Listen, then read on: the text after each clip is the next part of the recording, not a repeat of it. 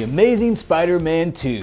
You stand accused of having too many villains, shoehorning Harry in as Peter's best friend, wasting on-screen talent, convoluting Peter's parents' backstory, and being the worst reviewed Spider-Man movie in history. How do you plead? Your Honor, in the United States, attorney-client privilege dictates that even if a lawyer knows his client is an awful, horrible person 100% guilty of murder, it's still that attorney's lawful duty to legally defend his client. You understand what I'm saying? That's a question! The Amazing Spider-Man 2 is not guilty! What?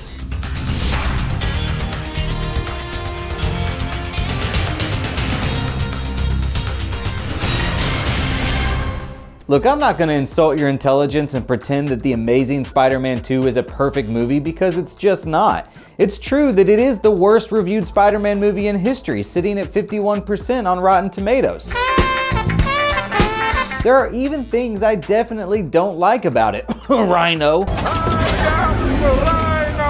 But I'd argue that there are no unanimously loved comic book films. Not one.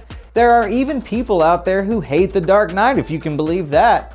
What? But like all comic book films, there's a lot here that I really enjoy about it, so let's discuss what The Amazing Spider-Man 2 gets right.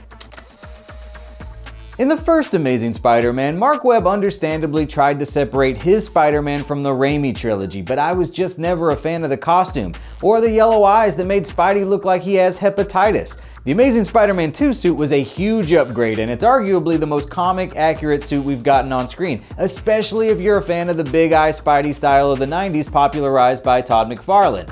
Admittedly, these days the suit resembles really well-done cosplay you can find on Instagram, but that's really more of a testament to how good cosplay's gotten the last couple of years. Seeing as how Andrew Garfield and Emma Stone were a real-life couple, it should come as no surprise that their on-screen chemistry remains a highlight for the Amazing Spider-Man films, to the point that anytime they're on screen together, it often feels like a romantic comedy. Hey. Hi. Hi. What if something happens to you just like it happened to him because of me? Talk about foreshadowing. Even the end of the first Amazing Spider-Man with the death of Captain Stacy hints at Gwen's fate ripped straight from the comics. It's the only live-action adaptation of Gwen's death we've ever got, and the excellent chemistry between Andrew and Emma make the scene all the more tragic. And it's honestly too bad we never got to see how Spider-Man deals with the guilt of her death in a third movie. Say what you will about this movie, but 6 years later and the visual effects are still top-notch. The shots of Spider-Man swinging through the city with the wind rippling through his costume is a thing of beauty. And so good, in fact, that Insomniac basically modeled their web swinging mechanics for the Spider-Man game after the web swinging in this movie. Not to mention, Electro's blue, electric, pulsating skin is still cool to see even if you weren't a fan of the character's design. Speaking of Electro, I am not shy about saying I think Rhino sucks in this movie, but at least they treat him like a goof. I mean, Spidey even pantses the guy. And Harry's introduction and arc into Green Goblin has a tendency to feel a bit rushed, but the acting of both Andrew and Dane are so good, it feels a lot more fluent than it perhaps was written. But Jamie Foxx as Electro deserves more credit than he got. I mean, he's got the best line of the movie. You're no Spider-Man! He's a Leo! You're a Sagittarius! No clue how you can know Spider-Man's birthday without knowing his secret identity, but I digress. Max is a lonely, pitiful character obsessed with Spider-Man because Spidey was nice to him, making his transformation into Electro one of the sadder of the live-action villains. And that's likely why Kevin Feige wants to absorb him into the MCU for Spider-Man 3. You want to know how powerful I am? Yeah? Well, so do I.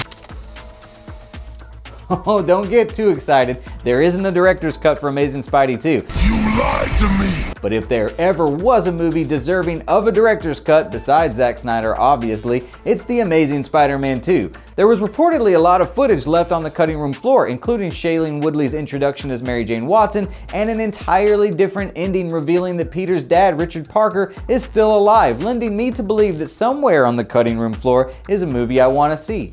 What? So give The Amazing Spider-Man 2 another swing a few years removed and see how you feel. Tweet me at Chris Killian or follow me on Instagram at CK Comedy and tell me if your feelings have changed. And if you're still watching, thanks for watching.